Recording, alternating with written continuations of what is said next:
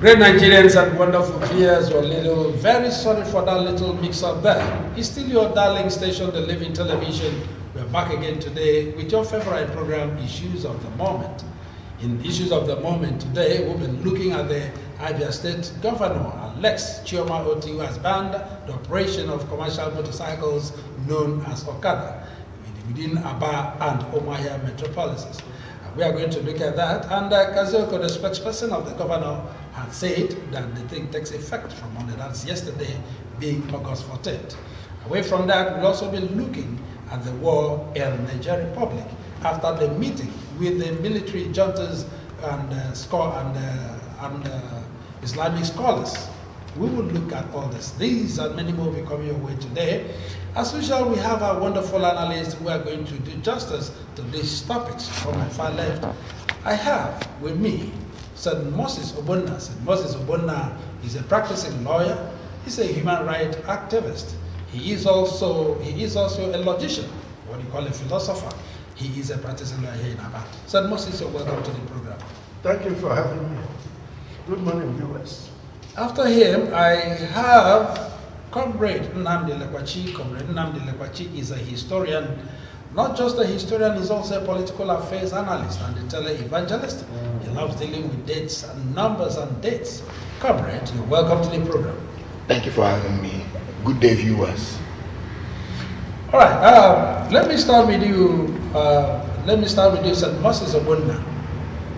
It was a very hot news yesterday in Abia State when the spokesperson for the governor announced that Okade Riders, that is commercial motorcycles, has been banned, not just in Aba, but Aba and UMUAHIA metropolis. A lot of questions flew here and there. Where is metropolis? A lot of people mistook that to be the entire Aba and so on. Now, what we are looking at now, the timeliness of this ban, considering the situation we find ourselves in Nigeria and also in Abia State. When I heard it, I was shocked to the marrow. You see, certain policies are very good. If I were to become governor in Abia State,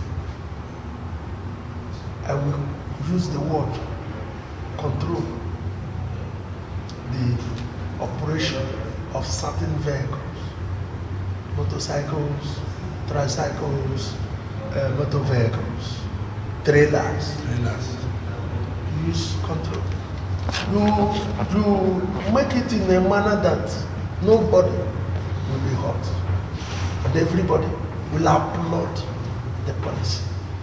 We remember that sometime during the regime of Theoj, motorcycles. By then they were nothing like tricycles. Yes. In fact, the domineering local riders were Okade Riders. They were everywhere. As if you had gone into Akwa Ibom. Okada is everywhere.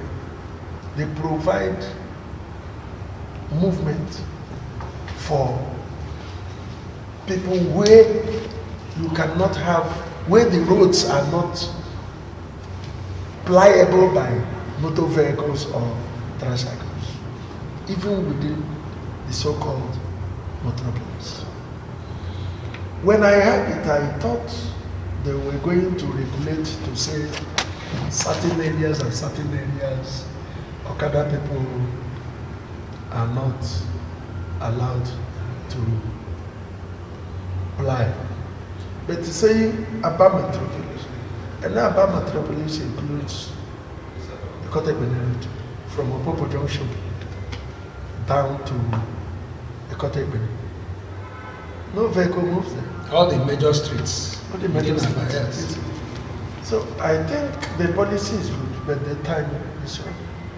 When Theoj did his own, we know that motorcycles were being used for kidnapping and robbery. Yes. Since after that ban, tricycles came up, motorcycles came back, and and nobody has molested them. And I think they have cautioned themselves. They no longer use it for robbery, kidnapping, and all that. Rather, it is what is being used to carry people in those areas where vehicles are not, the roads are not good for vehicles to apply. Coming to shut them down now, when the roads have not been fixed. Hardship has been put upon people by the government.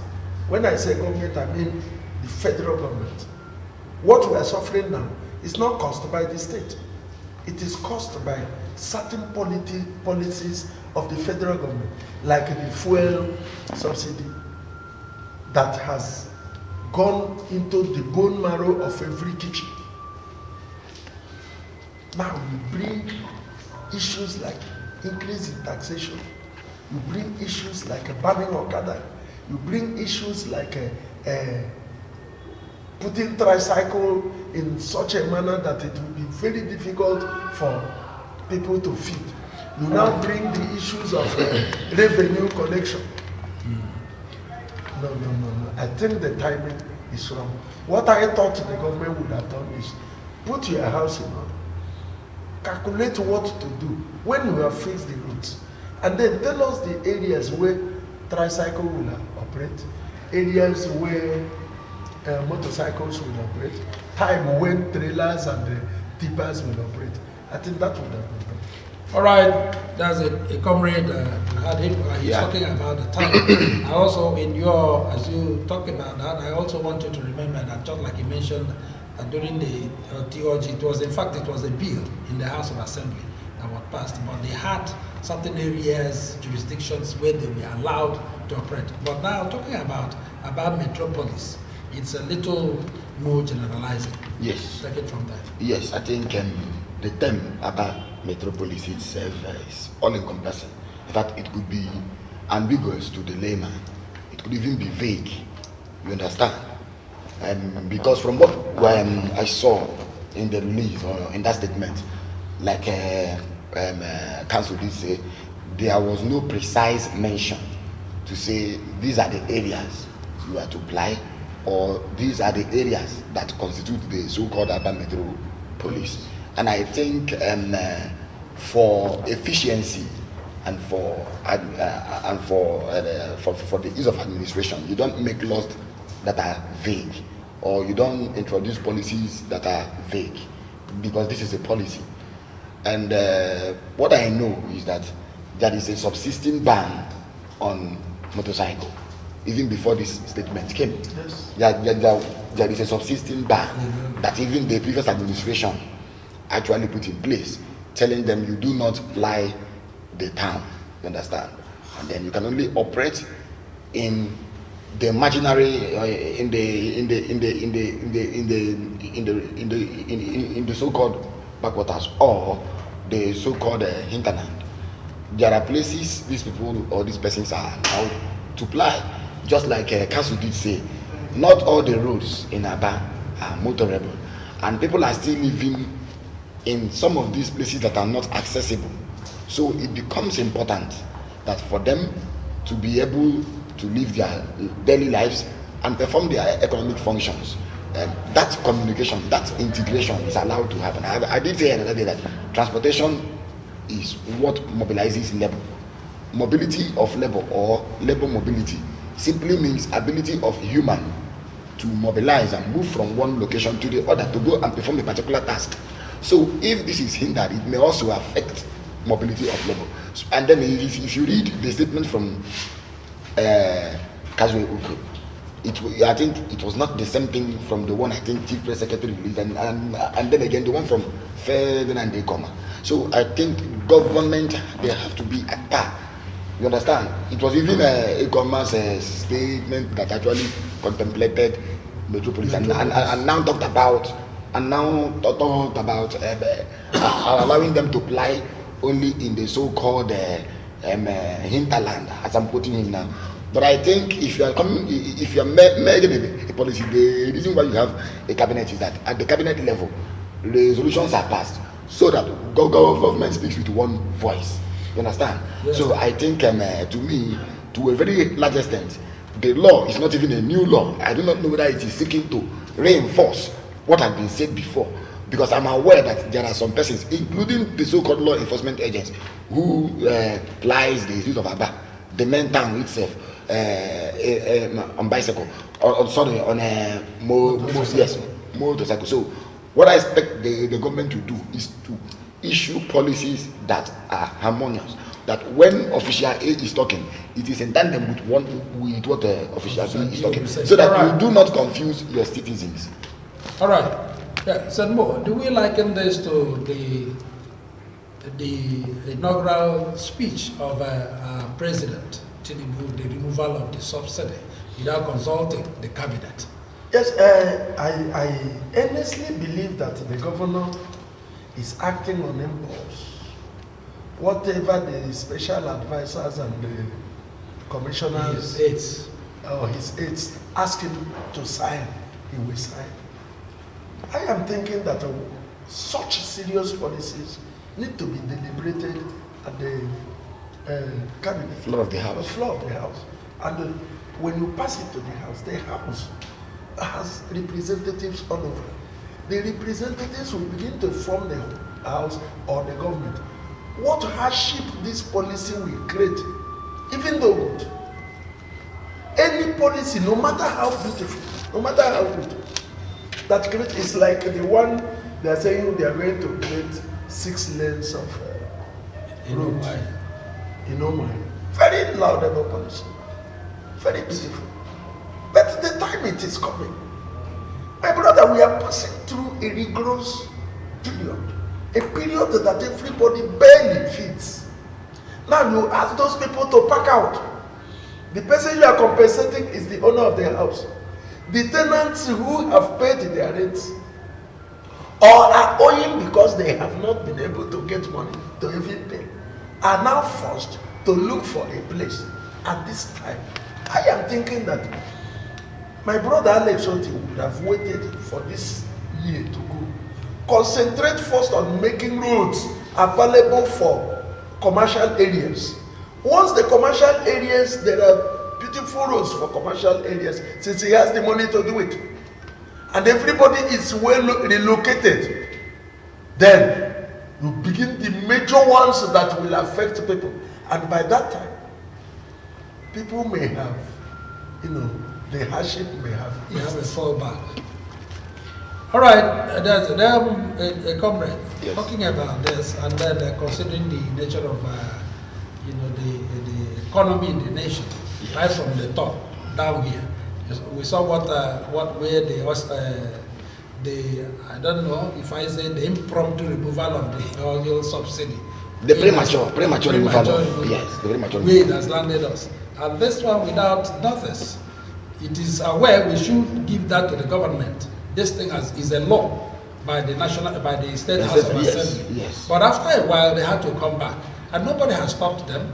Not even the law enforcement agents. Nobody has stopped them, and then it's coming back this way. There are people who live by this, and then how do you think they are going to take it? And not just that. As I read yesterday, it is also announced that the police or whoever who are in charge should impound on any of this. Motorcycles. Yes. I think that was why I said, I think the release from Ferdinand, the commander tried to also caution the police to apply caution. Yes, to apply civility in the exercise of this mandate. Application of civility does not stop. And I will tell you something. Yes, and I will tell you something. You see, most times you see the kind or the orientation of our policemen and women. Yes, so some of them are doing laudable jobs, some of them are professional. We don't have to dispute that. But the majority, especially those in the rank and file, you see that they hardly receive training. So whenever they talk about training, they are even training abroad in Ukraine, but they are training the commissioned officers, the COs, but not the rank and file. And the rank and file are the people who are executing some of these policies, because police is also the executive arm of government to execute law and order. So when the government makes a policy and the policy is to execute, you see how they go out of their way. Sometimes they go overboard in trying to execute. Even don't also forget that other people will say they have created office.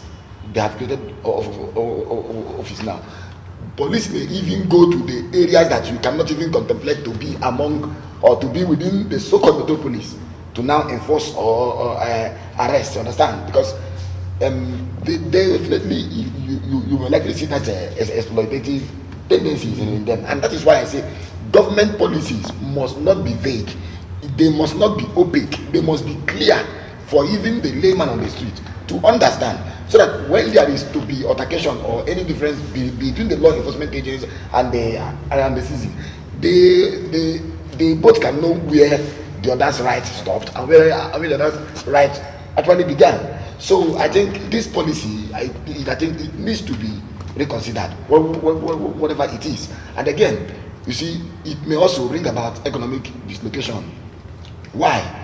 Because there are some places I don't even know. As we are still speaking, it is because of infrastructural decay and then inability of government to build roads that have actually made some places in Aba that should be in the so-called metropolis, the heart of Aba, to now recede and fall back to Abians. So if the police now go there to enforce arrest, and then we may not even know that they are still within the presence of the place they should not be. So I think the law itself, the government should actually come up with a superior statement, if possible, to say this is what we mean and this is what we actually intend to achieve by this law.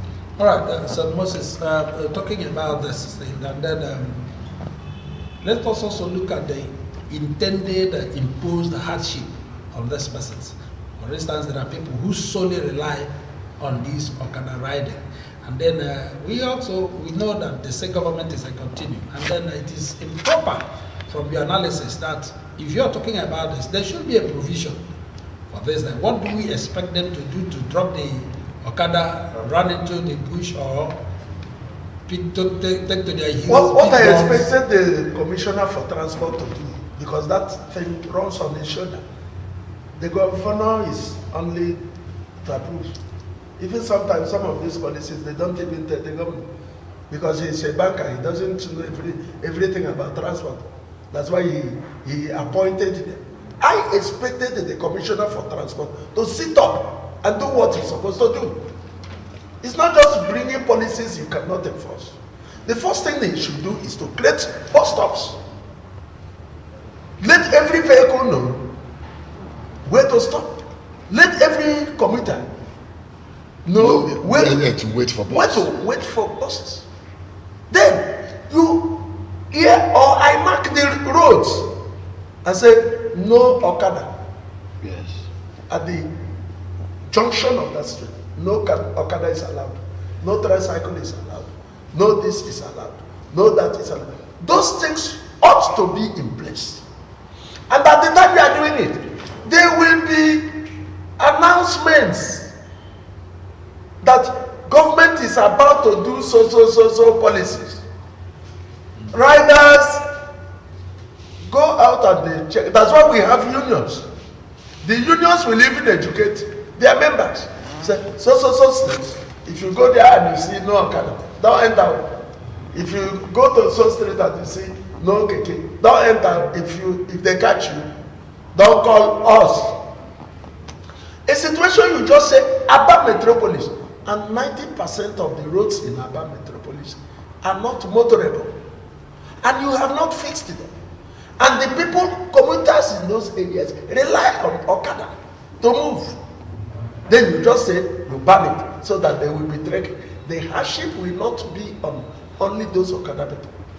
Because I came out of Opobo Junction this morning and I didn't see any Okada person. And those Okada people are the people that fly sometimes from Opobo Junction to remote areas and people like wherever those areas where we don't have roads, they are also in Aba Metropolis. Like you said, the rank and file of police, you have increased their salary, their earnings. They don't care to know whether there is a motorable road or not. They will just impound you. And when they impound you, and their charge is from 100,000, 50,000, 10,000, they do not care to look at the pocket of the man they want to get the money from or not. We are appealing to the Commissioner for Transport to please sit up, do what you are supposed to do, not armchair commissioner. All right. Go on the streets to find out which roads are motorable, which roads are not motorable. And in fact, as far as I'm concerned, there should be coalition of likely ministries, because works, environment, and transport should be working together, so that they will say, okay, these roads are not motorable. You set up your task force. Who will I mark the roads? Tell the people where to go and where not to go, where to stop. I saw one bus stop at Opobo Junction. You don't put bus stop at the junction. When you put bus stop at the junction, you are blocking all the roads that links to that junction. You put a bus stop away before the junction, from the junction, so that there will be no cluster of vehicles at those junctions. It is the duty of the Transport Commissioner to go. It's a very heavy commission. That ministry, very heavy. All right, it's just that when you were retiring from active party politics, not politics, party politics, you said you don't want any position. If not, I would have asked them to at least assign you one. No. Listen, I don't work with the government I do not understand. Okay. If you are a government that comes, you don't map progress, you look back and begin to destroy what has been in place, I won't work with you. Okay, away from that, that was just by the way. Yes, comrade. Yes. Looking at from what St. Moses has said, and talking about synergy in government, because even before these things, I was thinking, any right-thinking person would have felt or think that the government should have summoned most of these unions who are on ground, and all these other sister ministries, to know what is happening, and thereby creating awareness. And that is the essence of either the work of the commissioner and the public relations experts in government, as it is. National Orientation Agency. Yes, even the National Orientation Agency. Yes. We had yes. Chapter. And I think the government is lacking in that aspect. Yes, what actually happened yesterday showed that there is there may not be synergy, interministerial synergy, or that interministerial interface. Transportation sector is not even about the Ministry of Transport. You understand? Because I did say I have always been establishing that relationship between transportation and labor. No worker, no laborer, no business person can earn a living without mobility. At all. You understand? No business person earns a living without mobility. For me to come here, I have to mobilize myself. You understand? For all of us to come here, we have to mobilize ourselves to be here. You understand? Because labor is not a static, in fact, it is not fixed, it is mobile. So I think even the Ministry of Labor should even be involved here, because it's also likely to affect workers. But it is the labor that is now sacking workers as if they are not part of the labor that voted them in. So the whole thing is this, that for such a policy to be even introduced, you have to discuss it, you have to deliberate it, you have to debate it. These three things: you discuss, you deliberate, and you debate. And now you come to a compromise or a conclusion, which will now be binding. So that when you issue a policy, the policy is firm, even if it is not in the interest of the public, which I don't even think should be, but it should be firm, not inconsistent, to the extent that we now begin to see that there may not be coordination within the cabinet. So if Commissioner A says this and Commissioner B says that, and advisor A says this and that is inconsistency, and it shouldn't be happening. So I think even the policy we are even talking about, we know how they operate. You understand? And the people who have done this thing, they didn't, like I said before, I said Aba's plan. They didn't even talk about this thing using the plan of the city to say we are doing this thing to recover or to restore the city. Like council did say, you mark, even in Lagos when they banned the motorcycle, they put signboards, they put signs say motorcycle is not allowed here. So it becomes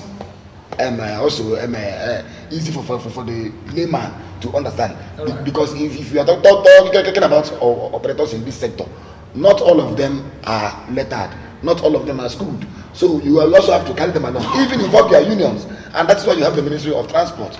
Then Ministry of Information should be the one to release information, because it is their duty to release information as agreed upon at the cabinet level, not the Ministry of Transport issuing paper, the Ministry of this issuing paper. It should be when the Ministry of Transport has done the work. Yes, the synergy. Now the Ministry of Information will now relay to the public, say this is the position of government. All right. Before we go on break, now that we are now talking about this Ministry of Transport, recently, just the past administration, you discovered that you don't just see big trucks anyhow, anywhere, until late in the evening. Around 6, I'm sure the past government did that. But they did it, but the Commissioner for Transport, they scuttled it. They couldn't sustain They went about collecting money from the big truck people and allow them to give what they call waiver. You know, in Nigeria, when you want to entrench corruption, you give it to them. They gave them waiver. Listen, any government that is not strict on what you say will be a waiver itself. You see, that's what it's talking about. You dialogue. You weigh the hardship. How we are going to implement the same thing without causing hardship. If the policy the government has brought on Okada, it's okay, even though it's unnecessary now. Okada is not imposing any threat at all. But if they are bringing it out, they should not just say, "Bim, blanket ban. Do what you are supposed to do. Okada, we don't want you at so area. Keke, we don't need you here. Trailers, we don't need you at so time." You educate them, tell them the advantages, tell them the benefits and the disadvantages. After that, at least 1 month campaign by the orientation agency we are talking about, Abians orientation agency. Then everybody will be aware that if you are coming out at this time, you are now confronting both the government and the masses. All right, wonderful viewers, we are going to go on a very short break, and I'm sure the ministries that are involved or directly in charge of this, I'm sure they are listening. It is important that the right thing be done, especially that of the tanker. It is posing a very huge traffic problem in the city and some other places. I was in UMUAHIA the other day, I know what happened. But I know if they had followed that policy to the letter, it would have helped us. So we are going to go on a short break. When we come back, issues of the moment continue. Now remember, war in Niger Republic, and that is what we do. As soon as we come back, the phone line will be open. And for those of you who cannot get us on the telly, you can tune to our radio 90.9 Living Radio FM, and then you can equally hear us. That's why 3 Paradise Station in 1. We'll be back shortly. Don't go away.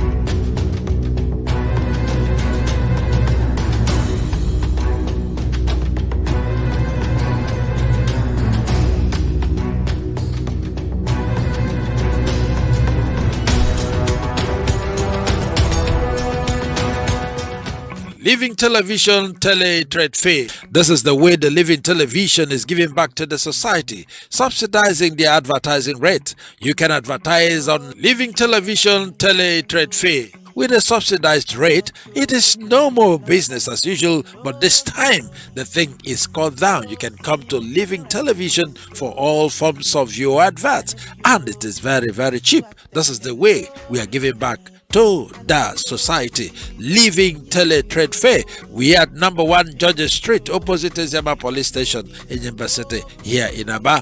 Come to Living Tele-Trade Fair, or we can as well visit your marketplace or your trading place to ensure that the world will know where you are and what you do.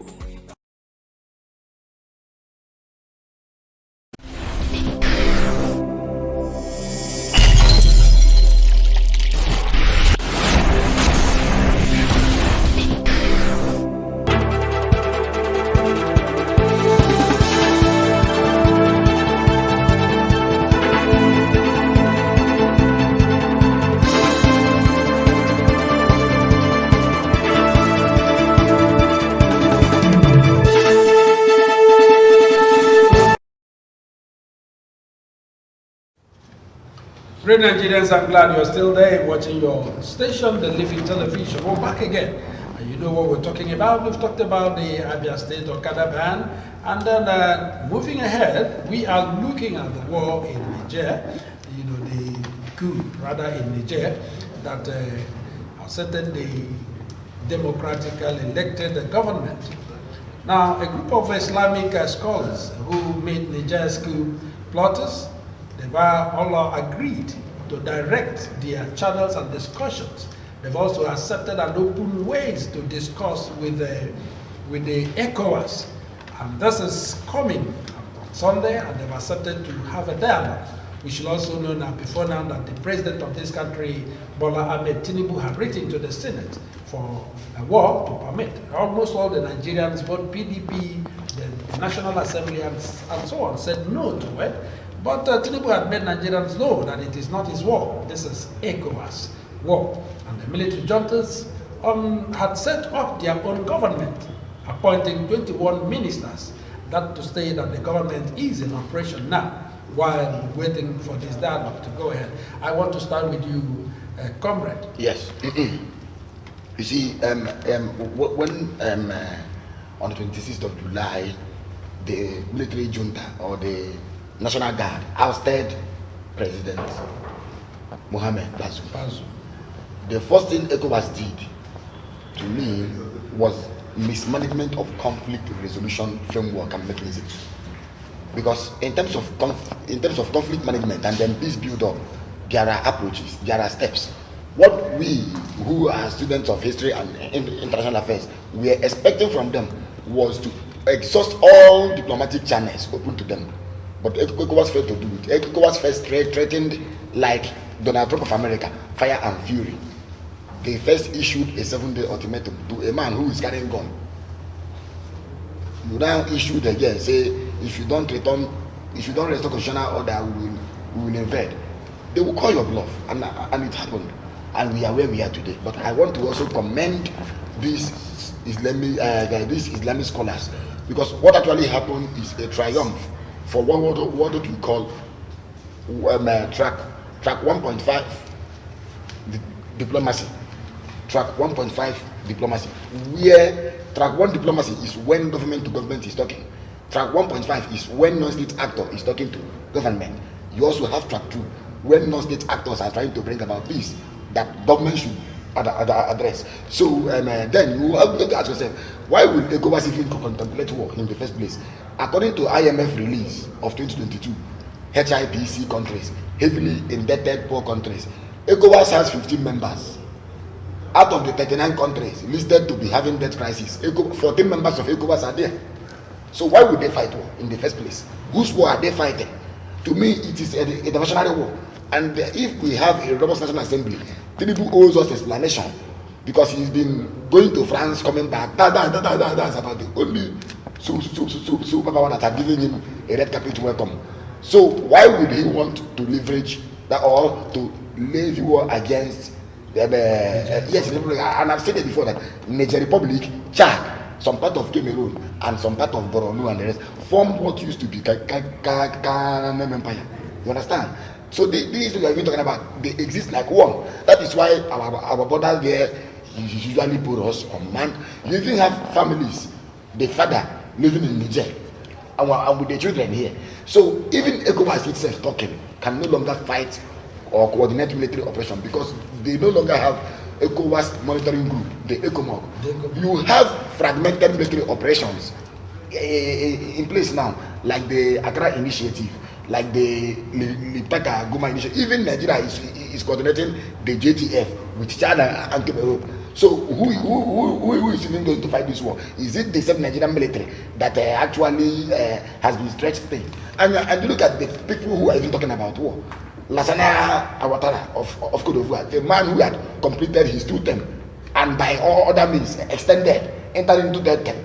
And then Bola Ahmed Tinubu, whose election people have been actually questioning. So I think to me, it would have actually gone well.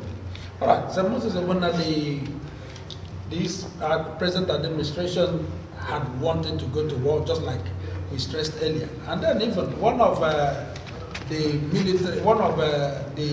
militants in Rivers State, Asare Dokubo, had also asked permission for him to go and face the Niger Republic.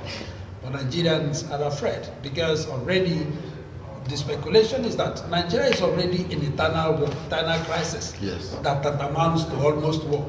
So why going to talk about another external war outside that will help finish? And besides, when you talk about Niger and Nigeria, most of our brothers, the Hausas are there. Many of Nigerians are there on the ID camp. And 300,000 Nigerians are there at the IDP camp. So do you think it's a good option? I think that our president just wants to divert attention so that people will shift attention from the tribunal matter and give him the opportunity to declare state of emergency, and then the tribunal will stop. They say the country is at war. We're already at war. War he has not addressed. Has not addressed the Boko Haram issue, which is a greater war. Has not addressed the unknown man gun or unknown gunmen. He has not addressed the issue of kidnappers, which is at the north. If you look at, have we asked ourselves, why did we have to construct railroad from Nigeria to Niger? Even when the rail has not gone around the country. The work in my place has been removed. The southeast was boycotted. That moved from UMUAHIA to Port Harcourt. The rails have been removed. When we paid NEPA this money without light, and Nigeria is having light 24 hours. Courtesy of Nigeria. Courtesy of Nigeria. And there is speculation that it is a compensation for Nigeria because they are the people that form the bulk of the voters we have in Nigeria. It is being speculated that average Nigerian person has Nigerian voters card. That even the Boko Harams we are talking about, the non-government, were Nigerians that came to Nigeria and helped us to rig election that were not settled. They now stayed back and began to terrorize Nigeria. We thought if our president believes we have the might and the energy to go to war, he should send this might and the military men, including the Asante Dokubo, to go and fight the non-government, whom we know where they are. They have seized part of a lot of local governments. People are still living in IDP camps. Yes. Today they can't go back because of the activities of this people. And yet he's talking about going to war. He has set up Nigeria to war over the fuel subsidy. Somebody is telling me this morning that very soon fuel will now be 750 naira, yeah. Is that not war? And you want us to face Nigeria? What is democracy? Democracy is government of the people, by the people, and for the people. Being for the people is the most important thing, not whether they are of the people, by the people. When they are not for the people, they have lost. It is coup. It is war. It is trampling upon the welfare of the people. When you come into government without any study, you just remove fuel subsidy, and you are telling us you are going to give us palliative. When the palliative is enough to repair our own refineries, don't you think you are playing 4-1-10 on us? Okay, comrade. Yes. Now, looking at this, one of the military juntas in Open Tape said that how can Nigeria talk about fighting, organizing army to fight Niger, when the insurgents in Nigeria, the weapons they have is more sophisticated than the Nigerian army. So where are they getting their weapons to fight it? And that is, by the way, just yesterday in Zamfara, there was a serious attack by the same insurgents, Boko Haram and so on. Even some of the chiefs and so on. We are led away as we speak. I'm talking about yesterday. Yes. It's not as if these crises are over, and then we are talking about warring in a neighboring country. Yes, I think when they make such statements, don't take it for granted, because they are coordinating JTF with Nigeria at the Lake Chad Basin. Chad is there, Niger is there, Cameroon is there, Nigeria is there. They are trying to fight forces of Boko Haram and Saru, you understand, and other sleeper cells of terror that if war breaks out now, will reactivate itself and launch their own attack to claim territories. And that is what ECOWAS should even be thinking about. You understand? Whose benefits will this war be? To whose benefits? Are there no other West African countries that have... And then I'll even tell you something. See, it may even interest you to know, strategically, there is no option to have launched any military offensive apart from Nigeria. Benin Republic said they were maintaining a neutral posture.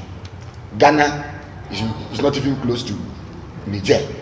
Then the neighbors of Niger to the west are Mali, Burkina Faso, that had said we are supporting the junta. Yes. Then the only other neighbor is Chad, but Chad is not in ECOWAS. Chad is in Central Africa. Then the only option is Nigeria. How possible is that? And where are they going to launch offensive from? Because ECOWAS, to the best of my knowledge, doesn't have an air base like America. It doesn't have any drone base. Likely they will move from Nigeria and from northeast Nigeria, the same place where these people see themselves as one. So to me, that was even dead on arrival. But I want to say something. I think ECOWAS should begin to look inward. It was founded by the same military, yes, Eyadema and Gowon in 1975. Now, it began as economic bloc, economic community of West African states, right? Today, ask yourself, why is it that ECOWAS has not been able, even though it is perceived and rightly seen as the most organized supranational arrangement in the region, why is it that ECOWAS has not been able to migrate its members out of poverty? Why is it that ECOWAS has not been able to liberate these ones from the grip and the stranglehold of France? As we speak here now, 14 countries in Africa are still tied to the apron strings of France. Their budget, everything comes from France. Even their reserves are held in the Central Bank of France. You know what I'm saying now? What has ECOWAS done to even inflate them? Because that was why ECOWAS could not achieve the eco dollar.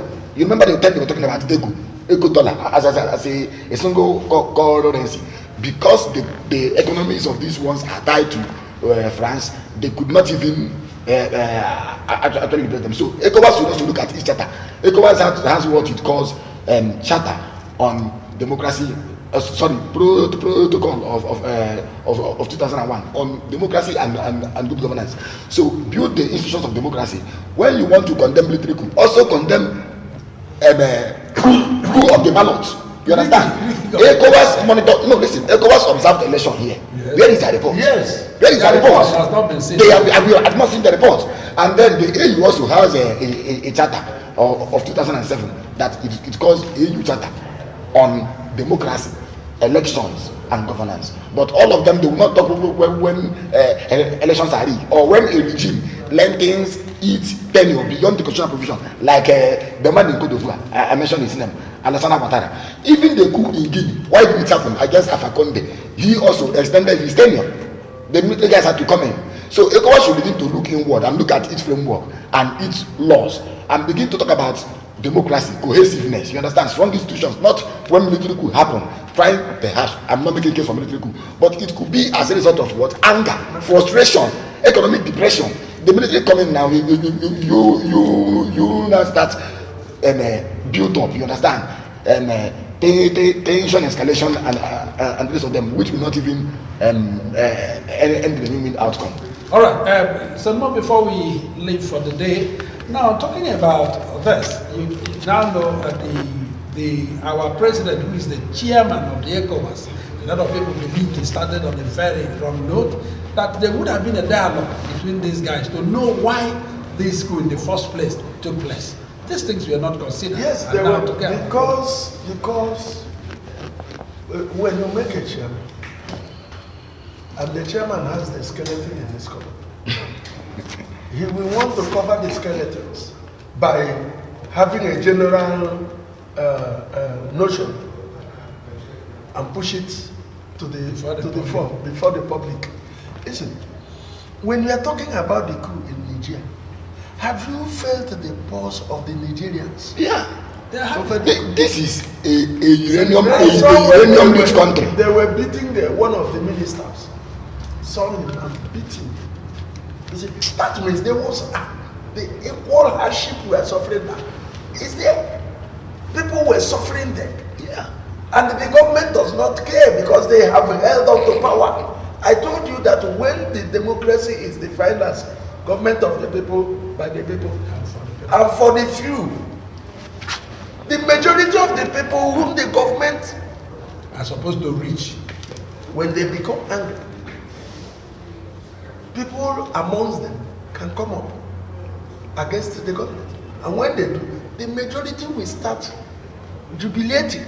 And that is also part of democracy. Yes. When there is a general good, when there's a general good of the people, people will jubilate. And if that good is part of removing a government that is hard on them, it is also democracy. I think that the government ought to do what they are doing now. First, approach them and say, waiting happen. This one don't be our own. Yeah. What do we do? They say, so and so think this man is overstaying, this man is not listening to the people. Now that you have come, what is your agenda? Say, we are giving you 1 year to do an election. Transition or constitutional reform, anything. Yes. They will say, okay, 1 year. And there is nothing wrong in extending it. After the 1 year, if you are not ready, you can give 6 months. 6 months for parties to be registered. 6 months for individuals to register. 1 year don't go. You see, say we can't hand over, we can't conduct. Let's give another 6 months. 6 months for electionary, 6 months for 2 years. But at least there is a transition period. But the situation, you didn't look at them. You just said, let's go to war. And you who is saying, let's go to war, your own base is not. You have a lot of your military men are running away because of no arms. I have brothers at home who ran back, changed their names because they were nearly killed. But one of my brothers came back and said, if he had not held himself back as one who is dead, he would have gone. They shot all of them.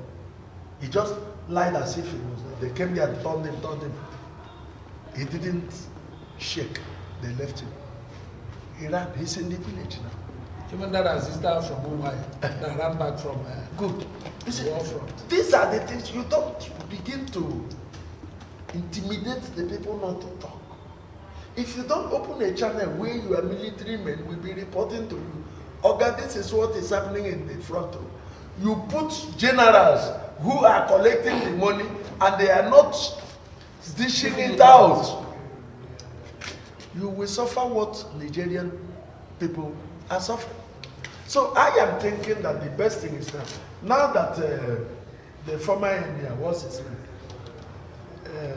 The former central bank was able to reach him, and the other scholar. Yes, the Islamic scholars. Good. I think government of Alhaji Bola Ahmed should explore it and leave war as a last option. Simple. All right, viewers, that's the much we are going to take today. But before we go, let us take our analyst, last talks before we go. Okay, I think now that we are back to summary, yeah. Yes, now that we are back to this conversation, I think what we need now more is short diplomacy. Send a delegation, get words from them, like he has said, just extract a commitment from them that we are having this program, we are having that program, including, if possible, how to reinstall or reinstate the ousted man, if possible. Short diplomacy and the soft power is what is needed, not threatening fire and fury. It does nobody any good. I don't think reinstating the man will be part of the option, because the jubilation that received his heralded his removal means everybody. There was no, even his party. No, I think it is part of what ECOWAS is demanding. So all these things are going to be explored. No, all of them. Until they've been given a listening ear. Until the talk begins. Yes. Yes, I think that certain things, if you are traveling in a bus, and the one person said, "Driver, one piece," and the bus succeeds in stopping where the driver feels it is safe for him to stop. You see that nearly everybody in that comes out to urinate. So it's contagious. All right, finally. I think that coup also is contagious. Yes, if you are ruling your people, let's talk about if you are ruling your people and they are not happy, please try to make them happy, so that they will not be part of the passengers in the vehicle that we want to urinate with one person. All right, fine. Just within one second, concerning the ban OKADA in Abia State and so on, what do you think the government will do? Just 1 second and 2 seconds, and then. Yes, I think we need a clear policy statement, a clear-cut policy statement that will highlight, introduce, and then conceptualize what this position of government is concerning this new policy. All right. Understand? A harmonious one too. All right. Say more. Yes, the Commissioner for Transport need to sit up, do his study very, very well, and do a lot of things, not only Okada, tricycle, motor, big vehicles. Put charts that will direct people on what to do before rushing to the government for implementation. All right, viewers, that's the much we are going to take today. From my far left, Eastern Moses Obonas, and Moses, we're glad having you here today. Thank you very much. After him, I have a comrade Nnamdi Legwachi. Comrade, we are pleased to have you again today. Thank you so much. Thank you, viewers. And wonderful viewers, this is your command. Signing off. Keep watching Living TV. Remember, you can always tune to us. That's why it is a tripartite station, 90.9 Living Radio FM. If you can watch us on telly, with your HD decoder free to air, you don't pay anything at the end of the month.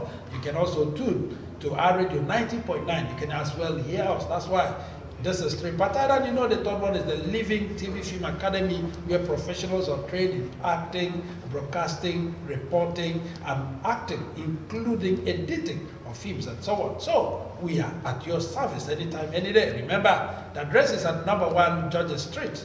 Number 1 Georgia Street, opposite Eziama Police Station, adjacent to the old neighbor.